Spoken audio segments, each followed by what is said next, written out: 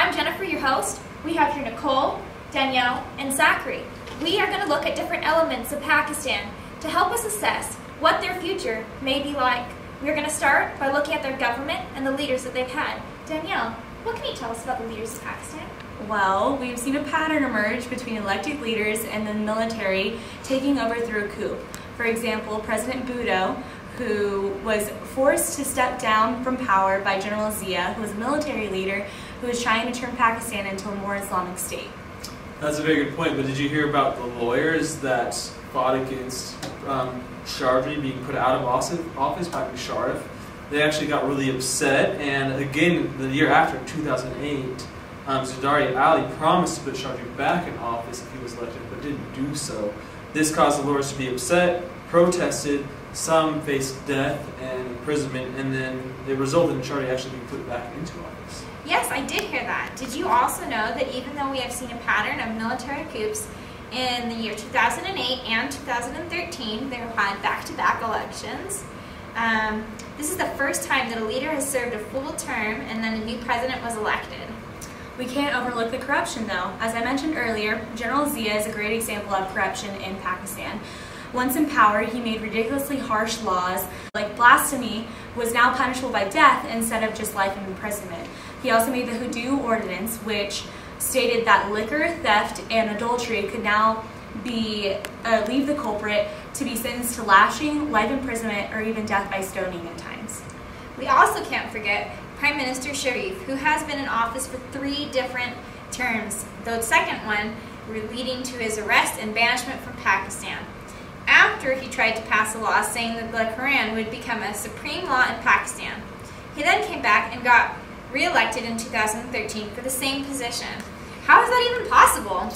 And let's not forget about the 18th Amendment that was added in 2010 to the Constitution that shifted power back from a semi-presidential to a parliamentary democratic republic. And under that system, the president has limiting ruling powers, whereas the prime minister has more powers to execute decisions, which means that this man, Sharif, actually is, he was exiled before, but now he's running the country today. Pakistan truly is a remarkable place at times. On the other hand, they at least have a constitution, which is the first and most important step in having a democratic government. Wow, that is all very interesting. I have another question for you guys. I've heard that westernization is entering Pakistan. Is this true? Well, that's mainly true for urban areas, but not necessarily for rural areas. In rural areas, they still live humbly and are very devout Muslims, and they're more devoted to their tribe than to actual Pakistan. Whereas in urban areas, we see more of a westernization happening. You might see women walking around the streets without their head covered. And people there actually worship more just in their house instead of out in the open. So all in all, we are seeing some more westernization happening. One thing that we must keep in mind, though, is the Taliban.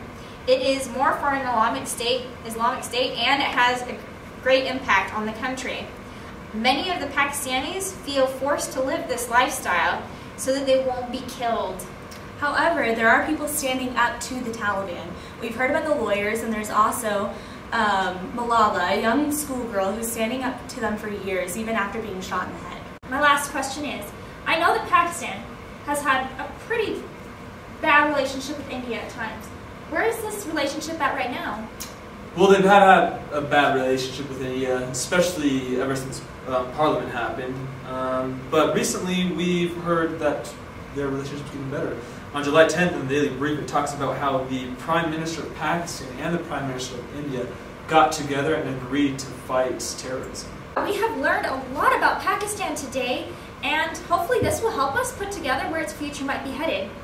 Well, we know that for probably the next 5 to 10 years, it's probably going to stay a state adrift, not necessarily moving forward or back very much. It's held back by things like the Taliban and corrupt leaders. However, we have seen some hope.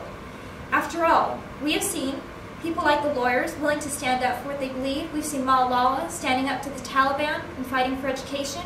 We've also begun to see westernization come into urban areas, and there might even be hope for Pakistan's relationship with India. Perhaps this Pakistan will be able to move towards a moderate state in the far future. Well, that's all we have time for today, folks. Thank you for coming.